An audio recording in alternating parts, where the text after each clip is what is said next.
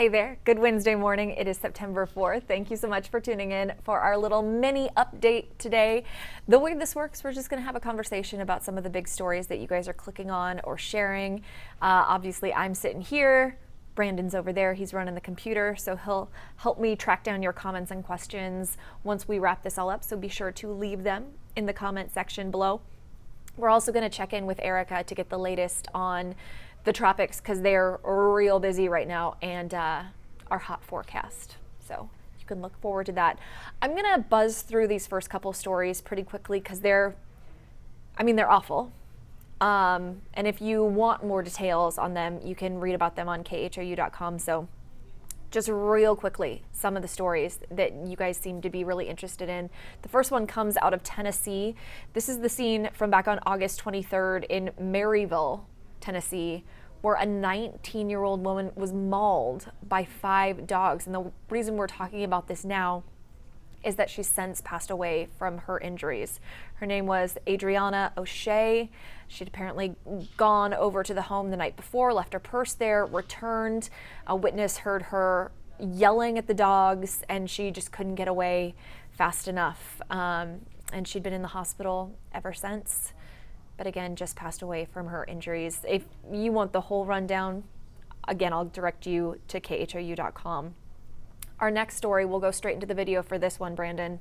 The mother accused of putting her dead daughter's body in the closet for days appeared in court. You're looking at 27-year-old Priscilla Torres.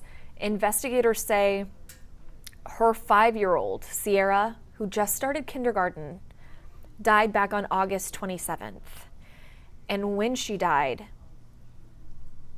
deputies say Torres wrapped her in a blanket and put her in a closet and left her body there. That's a look at that little girl. Sorry.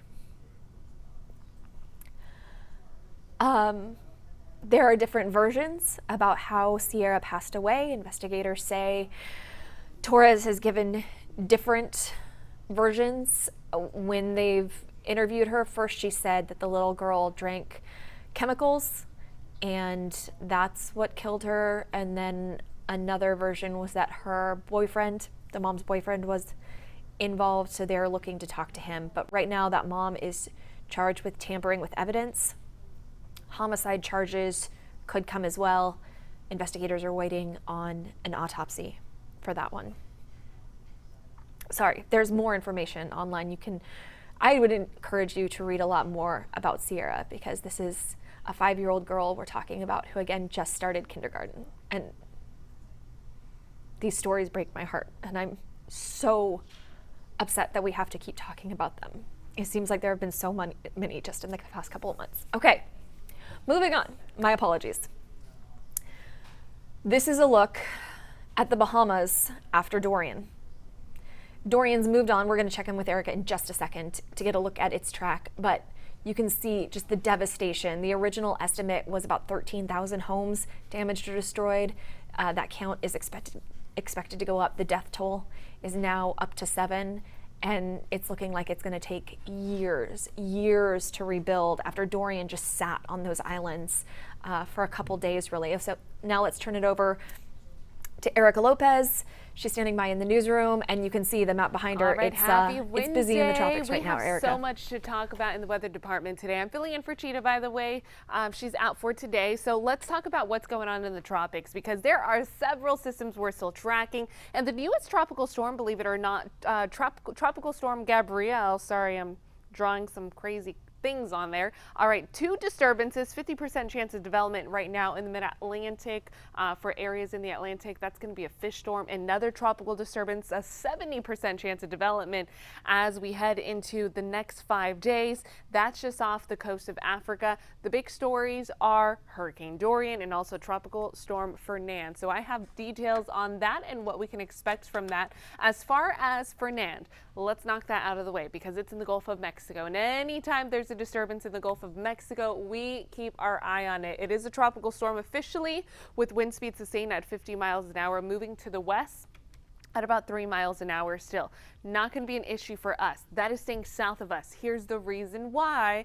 There's a ridge of high pressure that's blocking it from moving up north. So rain's going to stay for parts of South Texas, not us in Houston. I'm talking Brownsville, Corpus, a couple of inches possible, but the majority of that rain will be south of us in the Houston area. For us, it's the ridge of high pressure that's going to expand and heat things up for the next several days.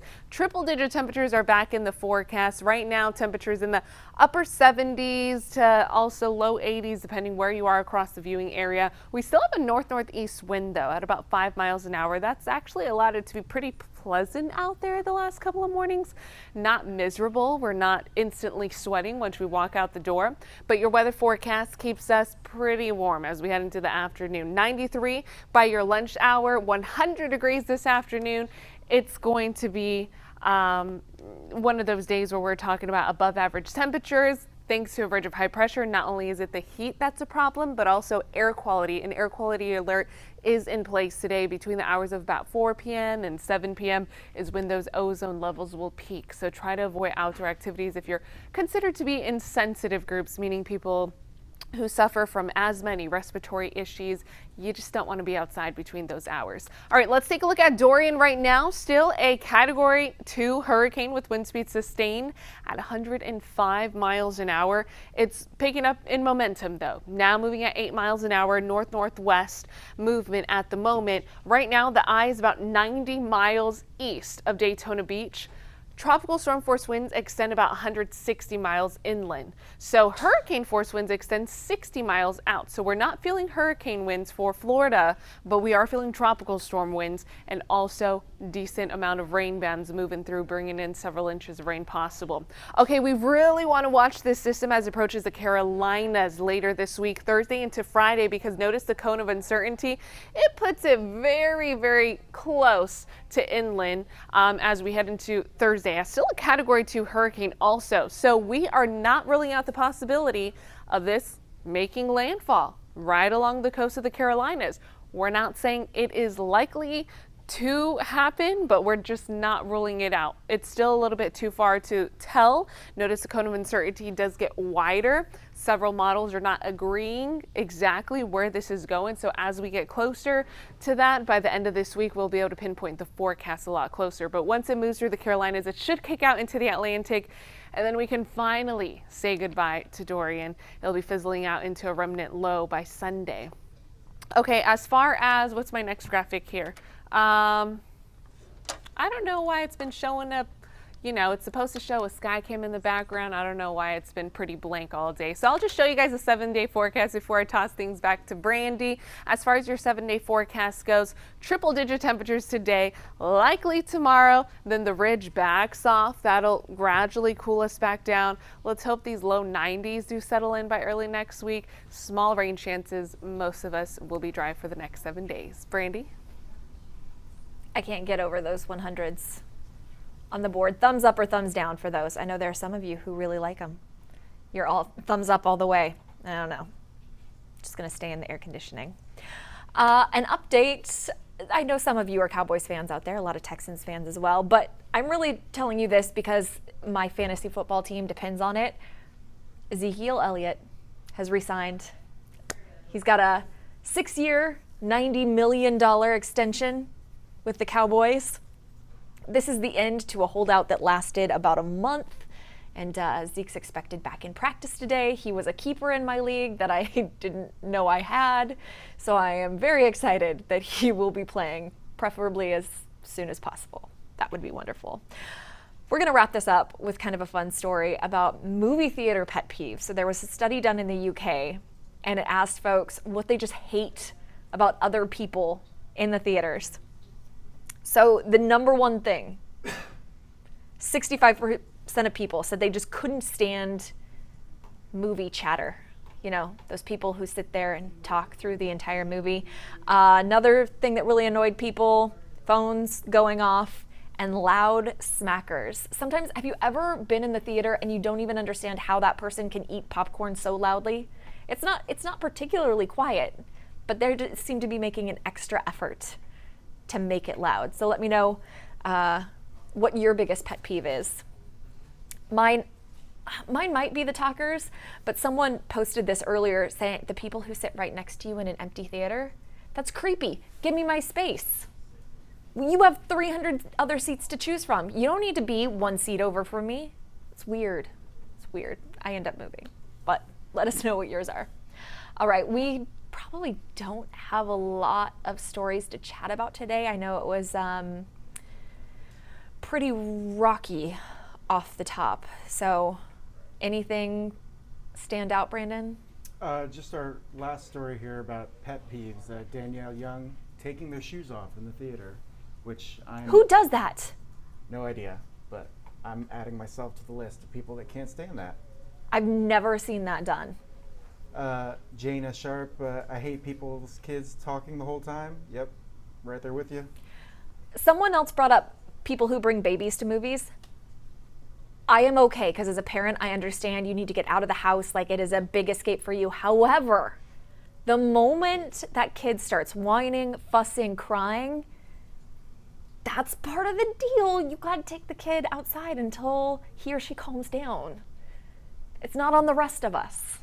And I'm saying that as a parent. I probably sound really harsh, but we all paid money to go see the movie in this theater experience, not in your living room. Yeah, Criselda's saying people on their phones with the light on bright. That's a personal pet peeve of mine, and I will actually move if I'm not in the assigned seats to get away from somebody if they're on their phone as the movie starts. I know they're going to do it again. I have like a 2 or 3 time rule. Check it once, I get it. Maybe check it again. But to have your phone up the whole time and that bright blue light going, no. Any other fun ones? Christy is like me. She goes in the middle of the day because hardly anyone's there. I saw the latest Avengers movie at 11 o'clock in the morning because I didn't want to see anybody else that day. So I just end up going to the theater so late. Let's see, Rogue One, I think I went 3 months late. We were the only 2 people in the theater. It was great.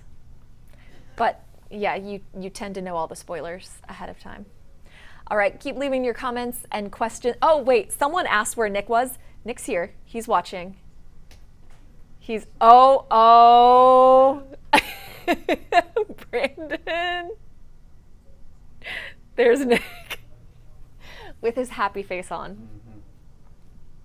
And there's Tony back there. Yeah, you got the whole crew this morning. But go ahead and leave your comments and questions. We'll circle back to them. Nick's gonna kill Brandon later. We have another update at 2:15. If you want to tune in then, we'll have the latest on everything happening in the tropics, as well as a couple local stories we're working on. If we don't see you then, we'll see you back here tomorrow. Have a good day.